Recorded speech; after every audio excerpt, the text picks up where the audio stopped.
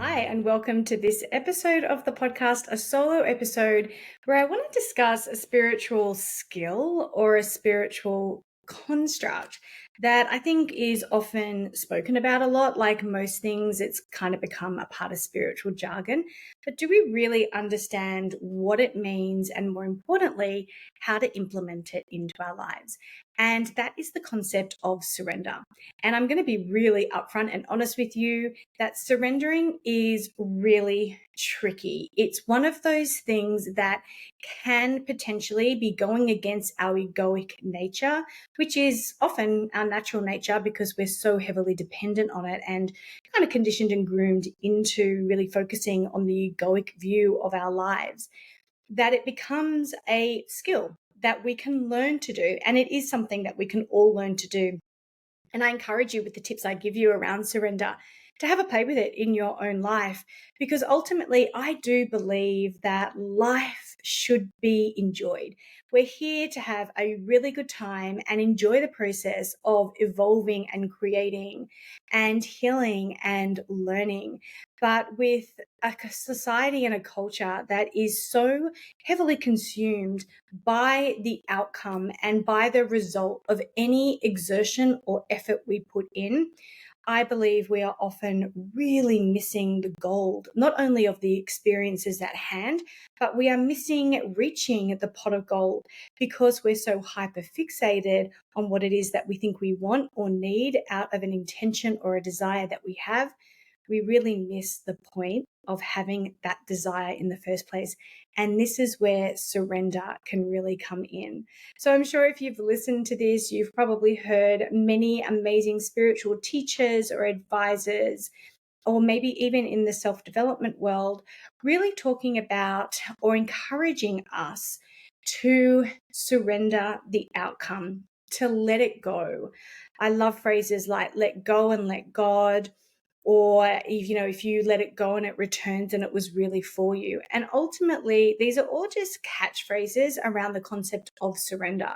So I really want to break it down as far as I'm concerned, both from my experience, research, and working with hundreds of you over the years, of what it really means to surrender and how this could potentially be the missing ingredient or the missing magic spice to you really flowing with and hence aligning with what is authentically for you.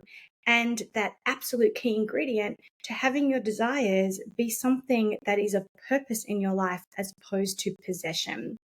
So, what is surrendering? Well, we are so fixated on anything we do having a tangible outcome. I don't know too many people in this world that do things just for the sake of it or are desiring something and are not totally wrapped up in the exact form that they know they want it to come in. But I'll start out this whole talk on surrendering to talking about what desire actually is. In my opinion, I really believe to my core that anything we desire that is for the good of all, so not selfish desires or not desires that will bring harm to others, but desires that are good for all, are really a portal through which we are inviting ourselves to become more. As the beautiful and very wise Wayne Dyer once said, manifestation isn't about getting more, it's about being more. And this is how I see anything that we are, in spiritual jargon terms, trying to manifest in my approach, align with. Anything that we are trying to manifest or align with ultimately comes down to something that we desire. Now, I think it's always important and wise, probably pretty sage, to look at the reasons why you desire what it is that you desire. So if you're someone that's sitting under the new moon in the moon membership, you will know that I talk about this a lot there, that our intentions are calls to actions, they're not wishes. But we are human. We're here to have an amazing human experience. And what comes with that is this element of the things that we want or the things that we desire. And I think within the age of Capricorn, when Pluto was hanging out in old mate Capricorn, a lot of what we desired was really about external things, and it was very much goal orientated. What is the wealth, the prestige, or the privilege that I can create because I desire it? There's nothing wrong with that. There is nothing wrong with wanting whatever it is that you want, like I said, when it's not going to do harm to anybody else.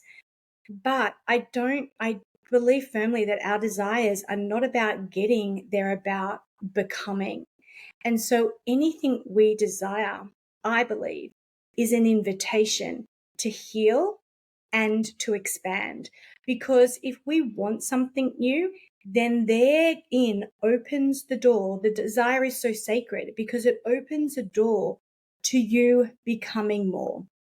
Let's just say the desire is a different level of physical health or appearance. Let's say the desire is for a certain amount of wealth to be coming into your life. The new desire might be to pursue a passion or a purpose, or even to find one. My first question for you would be why? Why do you desire that love, that purpose, that passion, that possession? Why is it that you desire it? Because if you're able to truly and authentically answer that question, therein lies the opportunity for you to heal and will show you the ways in which you need to expand and to grow in order to be a person that can possess that or align or create that desire into the physical form. And here is the golden nugget. When you know your why, that becomes the pursuit, not the actual thing. Let me give you a really tangible example. Let's just say that your intention right now is to align with an amazing, beautiful, romantic partner that can love and hold and nurture you and wants the same things that you want. I think that that is a beautiful intention and nothing wrong with that, right? But when you ask yourself why, you're going to be able to pinpoint all the things that you do really desire or crave out of this intention and out of this sacred desire. It will also throw up perhaps a lot of what you might be craving to be freed from. Maybe you want the partner, you realize, because you're trying to avoid your own loneliness. Maybe you want the partner because you will feel more secure economically within a romantic partnership. And when you look at those reasons, you can then really understand that it isn't so much that romantic connection that you want, it's the feeling of safety and security, or it's the feeling of being connected to others. And all these things, you are being invited to, realizing this, create and nurture and nourish within your own life. So the goal or the desire doesn't become about the thing. That's the moment where surrender is welcomed into the mix. Because when we surrender, we can give up a lot of what is tied to the outcome and just start enjoying the process. So the first way to do this is to let go of the how. Now, again, this comes back to our conditioning and to the way in which we're taught to pursue the things that we want.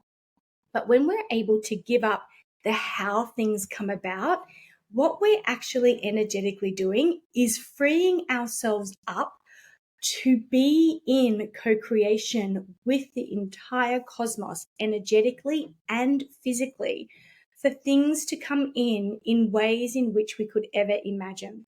I can't stress enough that when we desire things as humans, we are never usually really desiring to our level of potential. We're just desiring to our next level of potential.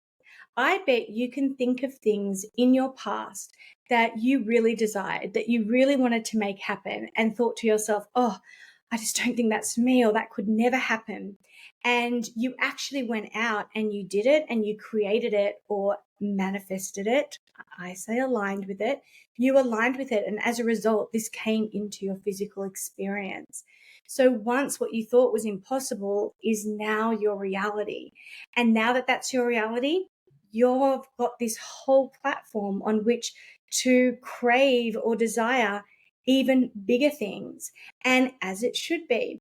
So just remember, no matter what it is that you are desiring, it is just you desiring to your own conscious or current level of potential that you perceive it to be. But that kind of, let's say, boundary is always going to be pushed, always should be pushed, and always can be pushed.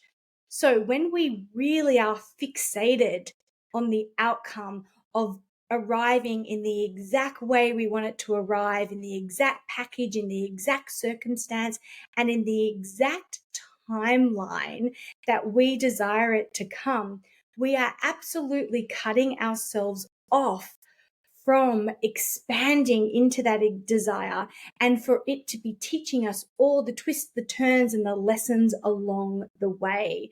We are limiting ourselves, because remember, anything that you desire is really capped and limited to that potential of yourself. So if you see it like that, if you think, okay, I would really love this thing, or I'd really love to create this business or this romantic partnership, whatever it is that you're desiring, know that that is just a simple invitation for you to point you in the direction of the way in which you need to personally expand.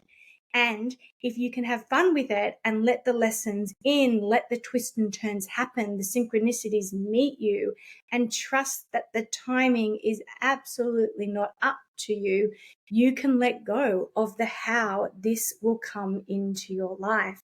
And I can guarantee you, every time you do that, not only do you create yourself the space and the ease to have fun and be creative in the desire, but you are also probably going to get way better than you imagined for yourself.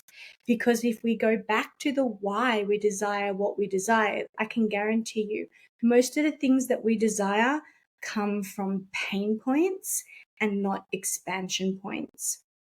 Most of the things that we desire, if we're really honest with ourselves, come from avoiding something from our past repeating, or something that we see that we don't want to happen to us. And that's when we can get really fixated on the outcome, because we feel if we have that thing, then we won't have to worry about that anymore, or we're in some perceived type of safety because we've received that. I mean, how many times do you hear this tale of the person that wins lotto and their life gets worse? We think that the attainment of the goal is the thing, but when we can surrender that and say, what is best for me? I just surrender to how it is going to happen in the form that, say, wealth is going to come in, then we actually open the energetic and physical floodgates for things to come into our life to give us the exact lessons that we need in order to receive what it is that will allow us to grow and expand into an energetic match for what it is that we wanted. A lot of the times along the way, if you actually authentically do that, what you want isn't actually what you want in the end anyway, because you get taken on different paths and different journeys. There's a beautiful, I think it might be Buddhist saying, I can't really off the top of my head remember the exact place where it comes from in terms of the tradition. But it basically is a saying that goes along the line, when I prayed for peace, I was given complete and utter destruction. When I prayed for love, I was given many opportunities to choose love when it wasn't easy. And that's just exactly what we're talking about here. So instead of seeing your desires as achievements, like if I can just get that, everything will be fine. If you're able to surrender to the lessons and the opportunity for expansion, then you're going to have a lot more fun and I think be a lot more productive in creating it. Because I can tell you now, there is no endpoints and there is no such thing as final achievements. And I think if we can surrender our attachment to that, that we can be much better off. Look at marriage, for example. How often is it that someone puts a lot of effort into aligning with and committing to a partner and getting to that marriage and that wedding ceremony, which is so glorified and so celebrated, rightly so in some ways, not so much in other ways. But we get to that point and we think, okay, done. This is now me for the rest of my life. I never have to worry about this again. And then the marriage falls apart. And we see that success of that marriage or that commitment as an endpoint rather than an actual beginning point. It's really just marks a moment where you've committed to lifelong self-development with someone else, which is really, really difficult. And so in a lot of ways, that should be celebrated because good on you. That is brave. That is bold. That is not for the faint-hearted. That is a warrior mission. But we don't celebrate the decision to end relationships when they're no longer serving the highest good for both involved. We don't have big ceremonial, or we have no way to ritualize a divorce or a breakup in the same way we do when two people come together.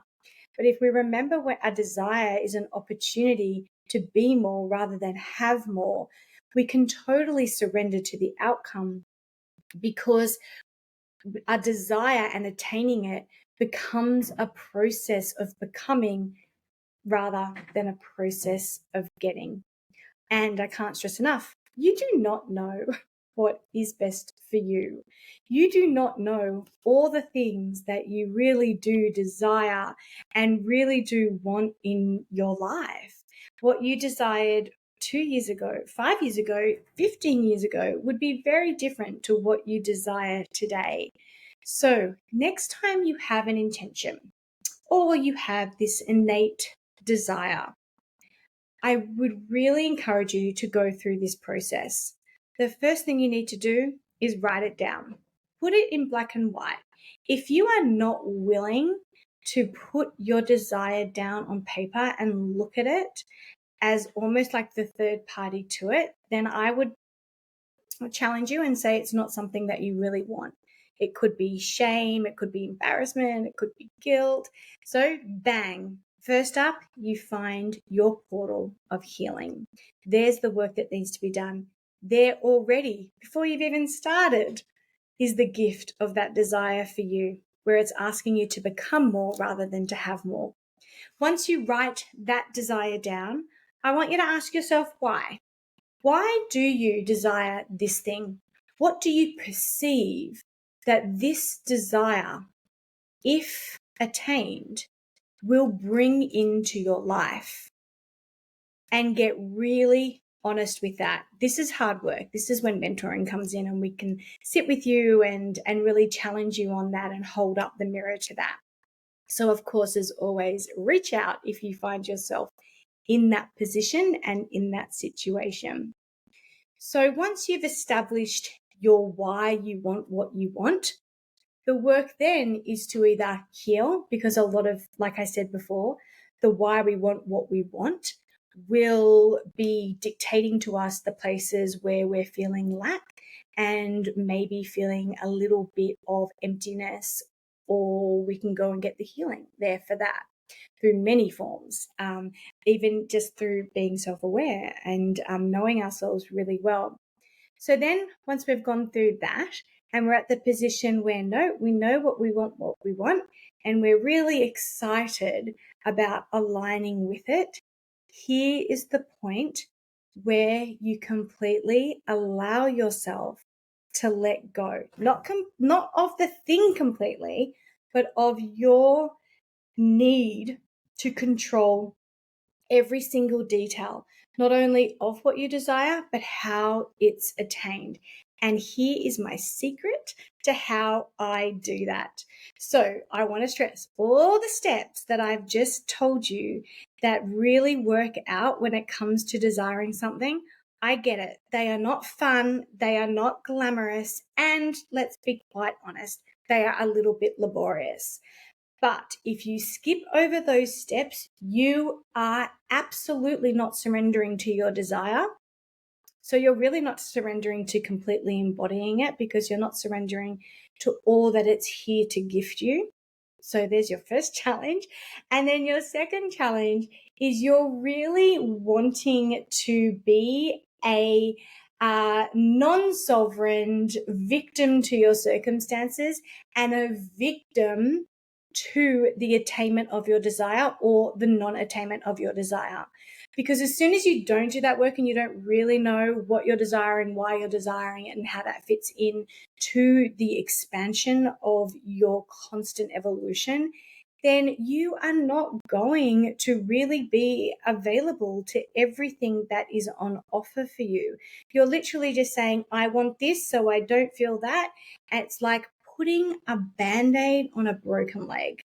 So I can't stress enough how you can't miss all of that. But let's assume you've done all that, you've sat with yourself, well done, you're really committed to expanding into the most amazing version of yourself. And you sit and you're like, okay, so I know what I want and why I want it, and I'm really good with that. Here is the secret ingredient to surrender. It's not let it go, as in don't worry about it and just magically, poof, it's going to come out of the air. It's to ask yourself this simple question. And it's, what can I control? What is this desire requiring of me? Rather than, what am I desiring of this? What am I requiring from this desire? Let me repeat that, because that's a bit wordy. The question to ask here is, what can I control? And I'll come back to that. And the second bit about it is, what is this desire now requiring from me? Rather than, what is it that I am now requiring from this desire? So when we look at the desire, we have to ask ourselves, if I want this, what do I have to do or become in order to align with it? What are the practical things I need to do? i.e., what can I control? So, as an example, I desire to have a family. I found myself in a position where that is a desire of mine, and it wasn't happening. And a friend of mine sat there and she said, what can you control? And once I listed out all the things I could control around this situation, it gave me something to do, and it really challenged me to question, is this what I really want? Because some of those things that I could do to attain this desire, quite frankly, I didn't want to do. Some of the things I did, some of the things I didn't. And that's when you surrender everything else. You surrender timing, you surrender the form that the outcome comes in, and you just simply ask yourself, what is this desire requiring of me? As opposed to, what am I requiring from this desire? That is what we mean when we say surrender the outcome. Because like I said, we have these images in our mind of what it is that we want. And even we're taught to, and I think rightly so, because it's a great skill, we're taught to visualize what it is. And so we get so fixated on what we think it should look like, or what we would like it to look like, or what we think it's possible to look like. And I would say we know like 1% of all the answers to those questions. So if you can have this little dance between, I know what I want, I know why I want it, I'm becoming the person to receive it in a way that feels nourishing and authentic, and I surrender the rest. For some of us, that will mean I'm willing to do nothing and I just surrender it and hope that in magic it happens. And if that's right, then it will happen. But in most cases, the desire is not here for us to get, it's for us to become. So if we heed the call of what this desire is asking of us, then we can surrender all that we can't control. The timing of when you'll meet him, who exactly he is, maybe where he lives, what he looks like, or all those things that we can get so fixated on when we come to manifesting things like love or the dream job. We really want to manifest this dream career, and we think that we should be able to get a certain level of attainment in a certain amount of time. Maybe that's not up to us. Maybe we have to sit at a certain level for a period longer than we had planned or wanted to, because there's still stuff for us to learn there, or simply because that next level isn't actually physically available yet. And we have to be okay with that. We have to surrender to that process, knowing ultimately that it's all working out for our higher good. And the higher good is most often, not seen in the moment. It is only seen in hindsight. So surrendering and trusting the process, we get to then enjoy it rather than get stressed around the how and the when and the form. We can be in co-creation. And that is our role as humans. We're here to be creators, not attractors. We're here to be creators, not attainers. And so if you can be a creator, then surrender will become an absolutely natural and beautiful part of the process. I would love to hear your thoughts on this anytime that you've been able to surrender, any tips and tricks you might have for anyone else listening to this, and what helped you do it. If you've applied this process, if you're someone that has been mentored by me and you've applied this process, where did it lead you? Did it lead you on a totally different path and you're so glad? Or did it lead you to the depth of work that was required and now you no longer even desire the thing that you thought you desired in the first place? I would love to hear your stories. If you're brave enough to share them, you don't have to share them with your name. You can share them anonymously if you're happy for me to share them out. I know that that really, really, really helps other people when they're feeling stuck with surrender. As always, I really appreciate you and your support of the podcast. So make sure you're subscribing to it wherever you listen to it so you don't miss an episode. And until next time, sending you so much love and a hell of a lot of light as you walk your path.